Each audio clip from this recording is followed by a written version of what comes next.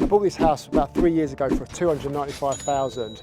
The house was recognised as 2 apartments, and so for planning we converted the house back to a C3 single dwelling, and then from there we went for full planning to turn that into a sui generis 8-bed HMO. My name's Mitch Nunn, I'm a property investor and developer, and I've built up a £10 million property portfolio in the last 10 years, and I'm on this journey to achieve 100 HMO bedrooms locally and also a £1 million annual rent roll. So we've rented the house on a 3-year contract to the NHS. I'm going to take you through the house so you can see the specification, and please watch it till the end because I'll go into more detail around the cost to convert a house like this and also the rent a house like this achieves.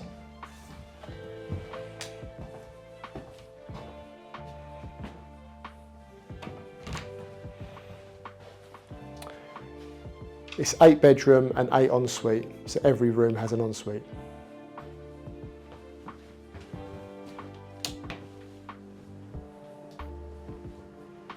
Yes, I can't tell you in every room because, like I said, we've got a contract with the NHS and the building is currently occupied, but this is the standard specification. Each room has got a small kitchenette. We do an under-the-counter refrigerator, just so they've got a bit of workspace. The furniture we don't supply, so we basically supply the house, and then the NHS will furnish the properties and get them ready for occupation for overseas doctors and nurses. So this property is fully under management with the NHS. We opted to go with the NHS on this contract because they were offering a good rate per room, and also they undertake the management, and also it's a 3-year contract, so we could lock them in for a long period of time for security, for peace of mind. So we basically know our numbers and we can manage it for a 3-year term. Yes, so even though we converted the property about 2.5 years ago, we come back and we did a landscape garden probably around about 4 or 5 months ago. And the reason for that, initially it was just all turf and it was getting overgrown and it was really difficult to maintain. So we opted to spend, the investment was about £5,000, and for that we basically did landscape, so low maintenance. We did astro, put the bike store in, we've got a bin store where we've just done a new base for the bin store. It's just really clean, tidy, the residents love it, and again the main thing is it's low maintenance. So as I said, the house was recognised as 2 apartments but had planning to be converted back to a C3 single dwelling. So we converted it back to a C3 single dwelling. It then had permitted development rights to do the loft conversion, which we did, and then once we had done that we then went from C3 to C4, which was from a 6-bed HMO to an 8-bed HMO via full planning application.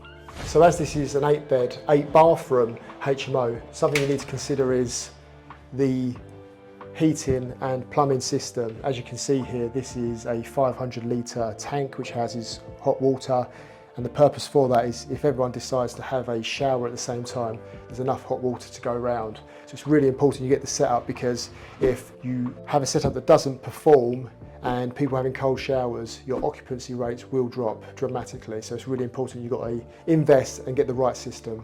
So as it's an 8-bed HMO, obviously you need a grade A fire alarm, which is here. And if you're interested in finding out more about that or fire protection of HMOs in general, watch this video here. So basically we put this staircase in to form the 8th bedroom, which was the loft conversion. If you come up, I'll show you. You can even see the sea views.